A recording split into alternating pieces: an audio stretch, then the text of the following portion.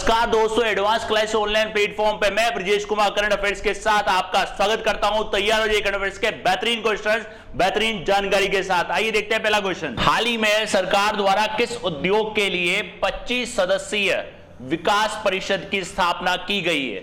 दोस्तों ये जो उद्योग है ये है आपका सीमेंट उद्योग। ध्यान रखना दोस्तों, ये है आपका सीमेंट उद्योग। अब अगर दोस्तों अगर रिवीजन की बात करें, उद्योगों की बात करें, लास्ट लेक्चर में आपने देखा होगा मैंने आपको उद्योग से जुड़ी एक क्वेश्चन बताया था जिसमें थोक व्यापार और खुदरा व्यापार को किसमें शामिल किया गया दोस्तों? ध्यान रखना एमएसएमई के अंदर। देखो दोस्तों, अगर लास्ट लेक्चर अगर आप देखते होंगे, अगर कंटिन्यू लेक्चर को देख रहे होंगे तो क्वेश्चन भी आपका रिवीजन भी साथ साथ हो जाएगा। तो कौन सा है दोस्तों? ये है आपका सीमेंट उद्योग। अब इसके तहत क्या है दोस्तों, ये जो है आपका सीमेंट उद्योग, इसमें 25 सदस्यीय विकास परिषद अध्यक्ष ये बनाया गया और इसके जो अध्यक्ष हैं वो है पुनीत डालमिया। इसका अध्यक्ष बनाया गया दोस्तों पुनीत डालमिया को। और यह जो परिषद है दोस्तों, यह परिषद कचरे को खत्म करने, अधिकतम उत्पादन करने, गुणवत्ता में सुधार आदि को बढ़ावा देने के तरीके बताएंगे। मतलब इनको किस तरीके से बढ़ाया जाए, उसको किस तरीके से खत्म किया जाए, उसको बढ़ावा देने के तरीका ये काउंसिलीय विकास परिषद बताएगा। और ये 25 सदस्य हैं और इसके अध्यक्ष हैं पुनीत डालमिया। राइट। नेक्स्ट देखिए दोस्तों, किसे फेडरल बैंक का नया सीईओ बनाया गया? दोस्तों फेडरल बैंक के बारे में मैंने आपको पहले भी बताया है। फेडरल बैंक, ध्यान रखना, फेडरल बैंक के बारे में आपको पहले भी बताया गया है, जिसका हेड ऑफिस है दोस्तों केरल में और जिसकी स्थापना हुई थी दोस्तों 1931 में। ध्यान रखना दोस्तों, फेडरल बैंक के बारे में आपको पहले भी बताया है। इसके हैं श्याम श्रीनिवासन। श्रीनिवासन को बैंक का नया सीईओ बनाया गया, chief executive officer Shyam Srinivasan. ये एमडी भी रहेंगे और दोस्तों और सीईओ भी रहेंगे फेडरल बैंक के। इनकी इसी पद पे पुनर्नियुक्ति की गई है, मतलब इनको दोबारा से पुनर्नियुक्त किया गया है और 2024 तक ये इस पद पर बने रहेंगे। 2024 तक ये दोस्तों इस पद पर बने रहेंगे। फेडरल बैंक का जो मुख्यालय दोस्तों वो है केरल के अंदर। इसकी स्थापना हुई थी दोस्तों 1931 में। तो ध्यान रखना कौन है दोस्तों? ये श्याम श्रीनिवासन, जिनको एमडी और सीईओ बनाया गया है। किसका दोस्तों? फेडरल बैंक का। फेडरल बैंक का इनको सीईओ बनाया गया है। राइट। नेक्स्ट देखते हैं दोस्तों। नेक्स्ट देखिए, the pregnancy bible. The pregnancy Bible किसके द्वारा लिखी गई है? ये लिखी गई है दोस्तों करीना कपूर खान के द्वारा। हाल ही में वो प्रेग्नेंट थी और बेबी को भी उन्होंने जन्म दिया है। किस तरीके से जो एक प्रेग्नेंट वुमेन को शारीरिक और मानसिक तौर पे गुजरना पड़ता है, किस तरीके से गुजरना पड़ता है, उसमें पूरा इन्होंने इस किताब में बताया है। तो ध्यान रखना, Kareena Kapoor pregnancy bible, the ultimate manual for moms to be. Moms to be, तो ये किसके द्वारा लिखी है दोस्तों? करीना कपूर खान। अपनी नई किताब इन्होंने, करीना कपूर खान ने, प्रेगनेंसी बाइबल, उन्होंने किताब में अपने अनुभव को साझा किया है। किस तरीके का उनका अनुभव रहा है वो इनमें बताया गया है। तो ध्यान रखना दोस्तों, कौन है? करीना कपूर खान। राइट। नेक्स्ट देखिए दोस्तों, कैंपा गोडा 46 कैंपा गोडा जो हेरिटेज है, वहां पे विरासत है, हेरिटेज है, किस राज्य में स्थित है? अब दोस्तों कैंपा गोडा से आपको याद आया, पहले भी मैंने बताया था सोलर एनर्जी में सोलर एनर्जी का सबसे ज्यादा यूज करने वाला एयरपोर्ट तो कौन सा है? कैंपा गोडा। इसके बारे में मैंने आपको पहले भी बताया था। कहां पड़ता है दोस्तों कैंपा गोडा? ये पड़ता है बेंगलुरु में, बेंगलोर में। ध्यान रखना, बेंगलोर में। कहां पड़ता है? कर्नाटका में। अब ये जो इसके कैंपा गोडा हेरिटेज हैं, इनको विरासत घोषित किया जाएगा। ये आप देख सकते हैं कैंपा गोडा 46 कैंपा गोडा हिरासत, जो कर्नाटक में इसके जो विरासत स्थलों में इनको विकसित किया जाएगा, मतलब हेरिटेज साइट में इनको डेवलप किया जाएगा ताकि पर्यटन को बढ़ावा दिया जा सके, पर्यटन को इसके तहत बढ़ावा मिले। राइट। और इन साइटों को लोगों को बेंगलुरु के संस्थापक नाडा प्रभु केम्पागौड़ा के योगदान को बताया जाएगा। ध्यान रखना दोस्तों, इन साइटों को लोगों को बेंगलुरु के संस्थापक नाडा प्रभु केम्पेगौड़ा के योगदान के बारे में बताया जाएगा। ध्यान रखना दोस्तों, बताया जाएगा इसके तहत। केम्पेगौड़ा कहां पड़ता है दोस्तों? कर्नाटका में। और केम्पेगौड़ा इंटरनेशनल एयरपोर्ट कहां पड़ता है दोस्तों? बेंगलुरु में। नेक्स्ट देखिए दोस्तों, किस राज्य में पहली यात्री ट्रेन पहुंची है? पहली यात्री ट्रेन जो पहुंची है दोस्तों, ये पहुंची है आपकी कहां पे? मणिपुर में। कहां से गई है? असम से मणिपुर। असम से मणिपुर इन्होंने बीच में 11 किलोमीटर के आसपास का लगभग सफर तय करा है और इसको अब रेलवे के मैप में भी शामिल किया गया है। रेलवे के मैप में भी इसको शामिल किया गया है। ध्यान रखना दोस्तों, अभी मणिपुर में पहुंचा है, ये सिलचर असम से लेके वैगाई चुनपाओ मणिपुर तक पहुंच गई है। ये राजधानी एक्सप्रेस है, इसका हाल ही में परीक्षण हुआ है, इसका ट्रायल हुआ है। सारे अफसरों ने इसमें एक बार ट्रायल इसका किया है और भारतीय रेलवे के मानचित्र में इसको शामिल किया गया है। ध्यान रखना दोस्तों, अब इंडियन रेलवे के मैप में इसको शामिल किया गया, उसके मैप में ये शामिल हो गया है। और ये दूरी ध्यान रखना दोस्तों, दूरी कितनी है? ये 11 किलोमीटर दूरी है दोस्तों, 11 किलोमीटर। तो ध्यान रखना, राजधानी एक्सप्रेस पहली यहाँ पे यात्री पैसेंजर ट्रेन यात्री ट्रेन पहुंचने वाली पहली स्टेट है ये नॉर्थ ईस्ट में। तो कहां से? असम के सिलचर से लेके वैगाई चुनपाओ मणिपुर तक ये है। और ये जो दूरी है दोस्तों, ये है 11 किलोमीटर। ध्यान रखना दोस्तों, ये दूरी है इसकी 11 किलोमीटर।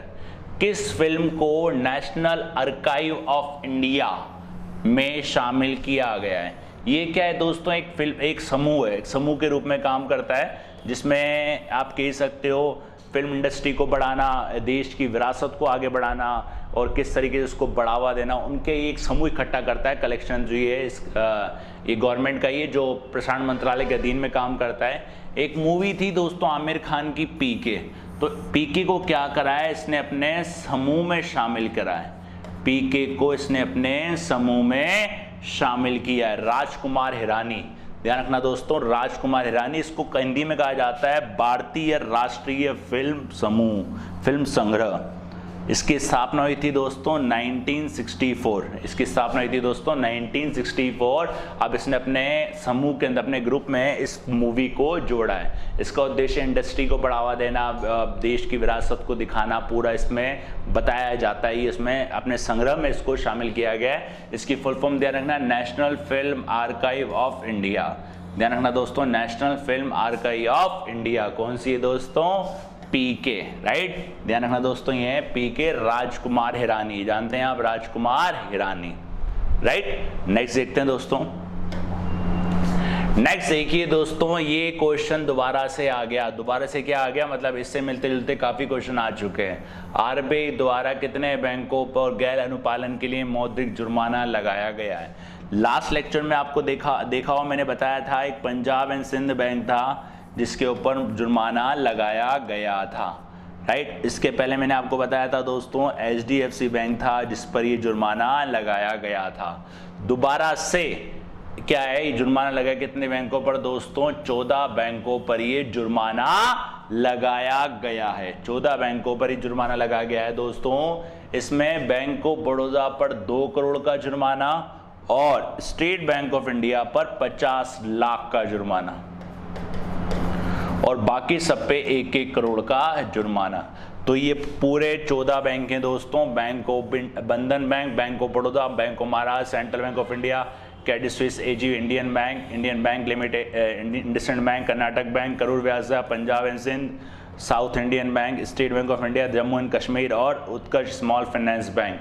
तो ये बैंकें हैं। ध्यान रखना दोस्तों, 14 बैंकों पर 14.5 करोड़ का जुर्माना लगाया गया है गैर अनुपालना के लिए। ध्यान रखना दोस्तों, गैर अनुपालना के लिए।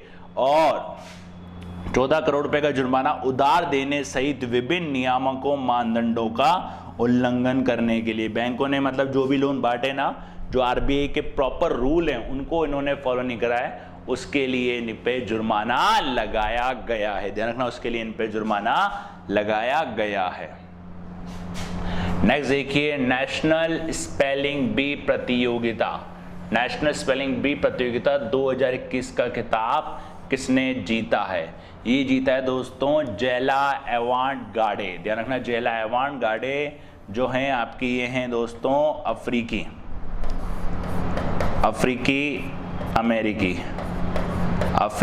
अमेरिकी हैं, ध्यान रखना इन्होंने जीता है। और अश्वेत की बात करें तो ये जोना एनी मैक्सवेल, ध्यान रखना जोना एनी मैक्सवेल ये अश्वेत थी जिन्होंने जीता था जमैका की। और अभी जीता है किसने? जेला एवांट-गार्डे ने, जेला एवांट-गार्डे ने, ठीक है। जेला एवांट-गार्डे अफ्रीकी अमेरिकी 2021 स्क्रिप्स नेशनल स्पेलिंग बी प्रतियोगिता। ये प्रतियोगिता क्या होती है दोस्तों? अमेरिकी इंग्लिश के लिए, उसके कन्वर्सेशन के लिए, उसकी इंग्लिश डेवलप करने के लिए ये दी जाती है। और इनकी जो आयु है दोस्तों वो हैं 14 वर्ष। बास्केटबॉल की खिलाड़ी हैं ये और पहली अफ्रीकी अमेरिकी हैं, पहली अफ्रीकी अमेरिकी है। और इसमें पुरस्कार राशि जो दी जाती है दोस्तों वो दी जाती है $50,000, $50,000 तक इसमें पुरस्कार राशि दी जाती है। तो ध्यान रखना जेला एवांट-गार्डे अफ्रीका में जिन्होंने जीता है spelling bee, Scripps National Spelling Bee प्रतियोगिता, राइट। नेक्स्ट देखिए राष्ट्रीय मत्स्य किसान दिवस। दोस्तों मत्स्य किसान से आपको याद आ रहा हो, आपको मैंने बताया था एक्वा किसान, याद आ रहा है? Aqua farmer. और इनके लिए एक वो बनाई गई थी इनके पेशेंट के लिए, कौन सी? मत्स्य सेतु, मत्स्य सेतु। दोस्तों अगर लेक्चर आप ध्यान से देखते हो तो रिवीजन करने की आपको आवश्यकता नहीं है, कंटिन्यूटी बहुत ज़्यादा जरूरी होती है। मत्स्य दिवस मनाया जाता है दोस्तों 10 जुलाई को, ये मनाया जाता है दोस्तों 10 जुलाई को, ध्यान रखना। National fish farming day, national fish farming day, राष्ट्रीय मत्स्य किसान दिवस, राष्ट्रीय मत्स्य किसान दिवस डेयरी मंत्रालय और मत्स्य विभाग द्वारा हर साल। और ध्यान रखना 2021 में ये 21वां राष्ट्रीय मछली किसान दिवस है, ध्यान रखना 2021 में 21वां राष्ट्रीय मछली दिवस 2021 में ये मनाया जा रहा है। नेक्स्ट देखिए विश्व जनसंख्या दिवस। विश्व जनसंख्या दिवस दोस्तों ये आता है 11 जुलाई को, वर्ल्ड पॉपुलेशन डे, ये आता है 11 जुलाई को मनाया जाता है जनसंख्या के प्रति लोगों को जागरूक करने के लिए, वर्ल्ड पॉपुलेशन डे। इसका जो उद्देश्य है दोस्तों दुनिया भर में बढ़ती आबादी से जुड़ी समस्याओं के प्रति लोगों को जागरूक करना। 11 जुलाई को आता है वर्ल्ड पॉपुलेशन डे और 1989 में शुरू हुआ था और पहली बार 11 जुलाई 1990 को मनाया गया था। ध्यान रखना पहली बार 11 जुलाई 1990 को बनाया गया था। इसकी थीम ध्यान रखना the impact of the covid pandemic on fertility, the impact of the covid pandemic on fertility. विश्व जनसंख्या दिवस, विश्व जनसंख्या दिवस, वर्ल्ड पॉपुलेशन डे कब आता है दोस्तों? ये आता है 11 जुलाई को, राइट, ये आता है 11 जुलाई को। ये थे आपके 10 बेहतरीन क्वेश्चन, 10 बेहतरीन जानकारी के साथ। मिलते हैं नेक्स्ट क्लास में नेक्स्ट क्वेश्चन के साथ, तब तक के लिए धन्यवाद।